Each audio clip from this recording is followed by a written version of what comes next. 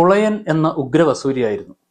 മേലാസകലം തിണിർപ്പിച്ച് ഉള്ളിലേക്ക് വലിയുന്ന വിത്ത്. ഉള്ളിലേക്ക് വലിഞ്ഞ് ചോരഞരമ്പുകൾ പൊട്ടി കുട്ടിയാടൻ മരിച്ചു. സ്കൂളിലെ കുട്ടികൾ പലരും മരിച്ചു. വാവര്, നൂർജഹാൻ, ഉണ്ണിപ്പാറതി, കിന്നരി, കുരങ്ങ് കളിക്കാരൻ ചെന്തിയാവു, തൊട്ടിയാന്റെ മകൻ കരുവ്, നാട്ടുപറമ്പിൽ കണ്ടുപരിചയമുള്ള കാസിമും സലീബും, പീഞ്ഞപ്പലക കൊണ്ട് പുസ്തകത്തട്ട് പണിയാൻ ഞാറ്റുപുരയിൽ വന്ന ചേന്തിയാശാരി, പിന്നെയും പലരും മരിച്ചു. കുപ്പുവച്ചന്റെ കണ്ണുകൾ പോയി. പണ്ടാര ശവങ്ങൾ അപ്പോഴും യാത്ര പുറപ്പെട്ടിരുന്നു. 4 കുളി കുളിച്ചതോടെ കുപ്പുവച്ചൻ പുറത്തിറങ്ങി. വീണ്ടും ഇരടിത്തടഞ്ഞു നടന്നു. കണ്ണുകൾ രണ്ടിലും ദേവിയുടെ പളുങ്ക് ചഷകങ്ങൾ പൊട്ടിത്തകർന്നിടത്ത് ചുവന്ന ചോരക്കുഴികൾ മാത്രം ബാക്കി വന്നു. മലയാള നോവൽ സാഹിത്യത്തിൻ്റെ ഭാവുകത്തെ തന്നെ മാറ്റിമറിച്ച ഖസാക്കിൻ്റെ ഇതിഹാസം എന്ന് പറയുന്ന ഇതിഹാസ തുല്യമായ നോവലിലെ ഒരു ഭാഗമാണ് നമ്മളിപ്പോൾ കേട്ടത്. ഒ.വി. വിജയൻ അത്യപൂർവമായ ഭാഷാ ചാതുരിയോടെ ഈ നോവലിൽ വസൂരിയെ ആവിഷ്കരിക്കുന്നുണ്ട്. വിളയാട്ടം എന്ന് പേരിട്ട 20ാമത്തെ അധ്യായത്തിൽ നായകനായ രവിക്ക് രോഗം ബാധിക്കുന്നുണ്ട്. ഖസാക്കിൽ, ചെതലിയുടെ താഴ്വരയിൽ, കൂമൻകാവിൽ, അവിടെ എത്രയും ജമന്തിപ്പൂക്കൾ വിരിഞ്ഞു പൊട്ടി.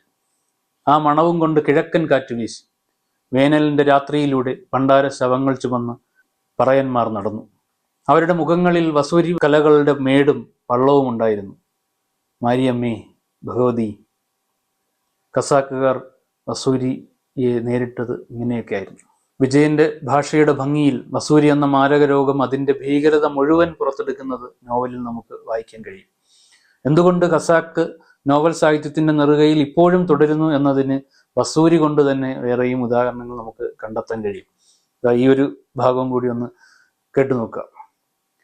പ്രദർശനത്തിനൊരുങ്ങിയ വലിയൊരു പൂന്തോട്ടം പോലെ ഖസാക്കുകാർ കിടന്നു. ചലത്തിൻ്റെ മഞ്ഞപ്പൂക്കൾ കൊണ്ട് പൂക്കൊടിലുകൾ പണിഞ്ഞു. പൂവിറുത്ത് മുടിയിൽ ചൂടി നല്ലമ്മ നടമാടി. സന്നിയിൽ, മയക്കത്തിൽ ഖസാക്കുകാർ അവളെ കണ്ടു, അവളെ കാമിച്ചു. സുരതക്രിയ പോലെ രോഗം ആനന്ദമൂർച്ചയായി. അങ്ങനെ അവർ മരിച്ചു. വാക്സിനേഷനെ പറ്റിയും ഖസാക്കിൽ സൂചനകളുണ്ട്. തന്നെ കാണാനെത്തുന്ന മൈമുനയോട് രവി ചോദിക്കുന്നുണ്ട്, മൈമുന, ഇവിടെ വന്നത് എന്തിനെ? ദണ്ണോ മറ്റോ പിടിച്ചാലോ? അപ്പോൾ മൈമുന മറുപടി പറയുന്നുണ്ട്, നമ്മൾ കൈ കീറി വെച്ചിട്ടുണ്ട്. എന്ന് വെച്ചാൽ അച്ചുകുത്താണ് ഉദ്ദേശിക്കുന്നത്. അന്ന് ഈ അച്ചുകുത്തായിരുന്നു വാക്സിനേഷന് അവിടെ ഉപയോഗിച്ചിരുന്നത്.